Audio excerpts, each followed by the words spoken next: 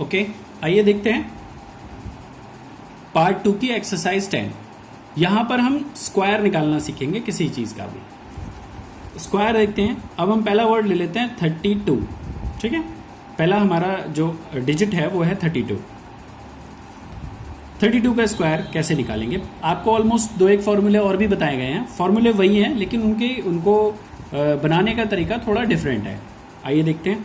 तो सबसे पहले क्या करते हैं, स्टेप नंबर 1, 2 का हम करते हैं स्क्वायर। तो 2 का स्क्वायर क्या होगा? 4।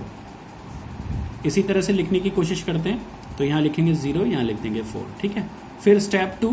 स्टेप 2 में क्या करेंगे, 3 × 2, इन दोनों की आपस में मल्टीप्लाई करेंगे और उसको डबल कर देंगे। तो 3 × 2 × 2 कितना हो गया? 6 और 12। 1 यहाँ लिखेंगे और 2 यहाँ लिख देंगे। ठीक है, अब फिर थर्ड स्टेप में हम क्या करेंगे, 3 का करेंगे स्क्वायर। तो ये होता है 9, यहाँ लिखेंगे 0 और यहाँ लिख देंगे 9। आंसर आ गया 4, 2, 1, 0। ठीक है, नेक्स्ट देखते हैं। ये तो हो गया 2 डिजिट का। अब हमें 3 डिजिट का करना है। 3 डिजिट का ले लेते हैं 1, 1, 2। Step number 1। स्टेप नंबर 1 में क्या करेंगे कि जैसे हमने पहले किया था 2 का स्क्वायर। तो 2 का स्क्वायर क्या है? 4। इसी तरह से करने की कोशिश करते हैं। तो यहाँ 0 लिखेंगे और यहाँ लिख देंगे 4। ये 0 मालूम है ना, ये कैरी आउट है। अब नेक्स्ट लेते हैं स्टेप नंबर 2 कि इन दोनों की 1 × 2 × 2। ठीक है, तो 1 और 2 का 2 ही होगा। 1 × 2 2 ही होगा। 2 × 2 4। तो यहाँ पर वापस से 4 आया, यहाँ 0 लिखा और यहाँ हमने लिख दिया 4। ठीक है, अब थर्ड स्टेप ले लेते हैं। थर्ड स्टेप में क्या करेंगे कि 1 और 2 की 1 × 2 की मल्टीप्लाई करेंगे और बीच में जो है 1 का स्क्वायर कर देंगे। तो ये आंसर आया +1। तो ये हो गया 1 का स्क्वायर कितना हो गया? 1 ही होता है। तो ये हो गया 3। तो यहाँ पर हम 0 लिखेंगे और यहाँ पर 3 लिख देंगे क्योंकि अभी तक कोई कैरी नहीं आया। 13, 14 इस तरह का कोई अंक नहीं आया। ठीक है, अब फोर्थ स्टेप लेते हैं। फोर्थ स्टेप में क्या करेंगे कि अब हम 2 को छोड़ चुके हैं। हम क्या करेंगे 1 × 1 × 2। तो आंसर आएगा 2। तो हम 2 यहाँ लिखेंगे, 0 यहाँ लिख देंगे। नेक्स्ट लेते हैं। अब फिफ्थ ले लेते हैं। 1 का स्क्वायर आएगा तो ये 1 ही आता, तो ये आ गया 1। तो आंसर होगा 1, 2, 3, 4, 4। है सिंपल। एक और ले लेते हैं, इसी तरह का सेम एक और देखते हैं तो उससे थोड़ा सा और क्लियर होगा। ये अपने पास है 2, 5, 4। ठीक है, स्टेप नंबर 1। सबसे पहले 4 का स्क्वायर। 4 का स्क्वायर क्या आएगा? 4 का स्क्वायर आता है 16। कितना? 16। अब हम आगे देख लेते हैं। इन दोनों का मल्टीप्लाई करके डबल कर देते हैं। तो स्टेप नंबर 1 4 का स्क्वायर। Step number 2 5 × 4 × 2। ठीक है,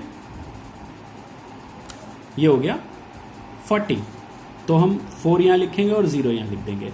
नेक्स्ट देख ले लेते हैं। अब इन दोनों का आपस में मल्टीप्लाई × 2 और इसका स्क्वायर, यानी कि 2 × 4 × 2 प्लस 5 का स्क्वायर। तो ये टोटल कितना होगा एक बार देखेंगे। 2 × 4 8 और ये हो गया 16 प्लस 25। तो ये क्या हो गया? 5 और 6 1, ये हो गया 41। तो 4 यहाँ लिखेंगे, 1 यहाँ लिख देंगे। नेक्स्ट देख लेते हैं। अब हम क्या करते हैं, अब इन दोनों का करते हैं। तो 2 × 5 × 2। तो क्या हुआ? 10, 20। तो 2 यहाँ लिखेंगे और 0 यहाँ लिख देंगे।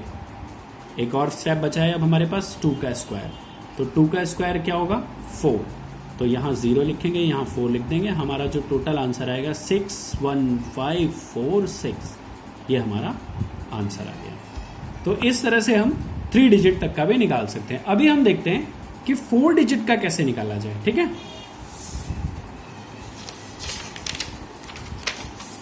तो यहां पर हम देखते हैं 4 डिजिट का कैसे निकाल रहे हैं।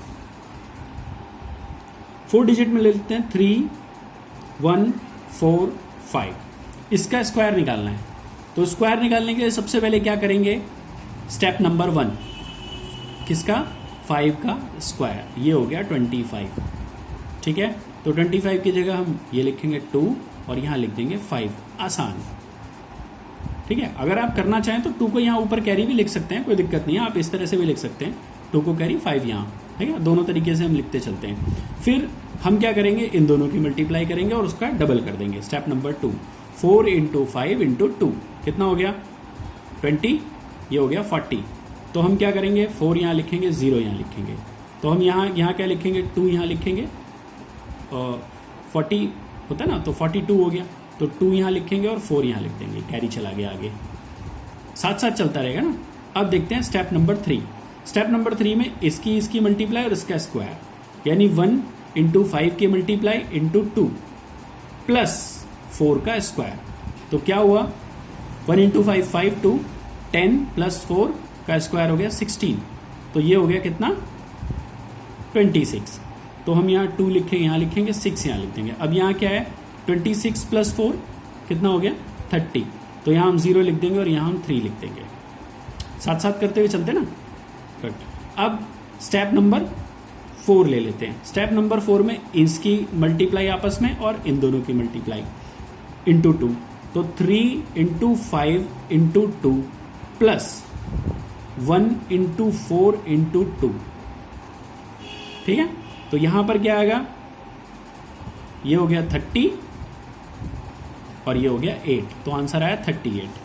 तो हम 38 प्लस 3 41 होता है, तो 1 यहाँ लिख सकते हैं और 4 यहाँ लिख सकते हैं। दूसरा तरीका ये है कि हम 38 को सीधे 3 यहाँ लिखते हैं और 8 यहाँ लिखते हैं। दोनों तरीकों से हम करते हुए साइमल्टेनियसली चल रहे हैं, यहाँ पर भी आंसर आएगा और यहाँ पर भी आंसर आएगा, आंसर दोनों का सेम आएगा।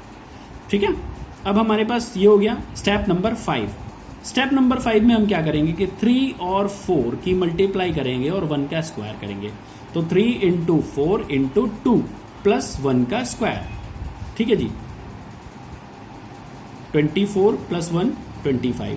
तो 25 प्लस 4, यहाँ पर 25 प्लस 4 कितना हो गया 29। तो हम यहाँ 9 लिखेंगे और यहाँ 2 लिख देंगे। ठीक है, लेकिन यहाँ पर हम क्या लिखेंगे 25, अभी हमने कैरी तो किया ही नहीं ना कुछ। अब नेक्स्ट आ जाइए, 3 ये ले लीजिए, स्टेप नंबर 6, 3 × 1 × 2 आ गया 6। तो यहाँ पर 0 लिखेंगे, यहाँ 6 लिखेंगे और यहाँ 6 प्लस 2 8 लिख देंगे। ठीक है, अब बच गया 3 का स्क्वायर, अकेला 7th स्टेप है 3 का स्क्वायर। तो 3 का स्क्वायर क्या होता है 9, वो 9 हम यहाँ लिख सकते हैं और वो 9 हम यहाँ लिख सकते हैं। अब इसको जोड़ देते हैं, 5 2 0 1 9 8 9, दोनों का आंसर सेम आया। ठीक है, आप किसी भी तरह से कर सकते हैं, ये आप पर डिपेंड करता है। ये तरीका आपको बताया गया है ताकि आप इस तरह से इजीली कर पाएं। ठीक है, तो 3-4 डिजिट तक का भी अगर कोई मतलब स्क्वायर है तो आप निकाल सकते हैं।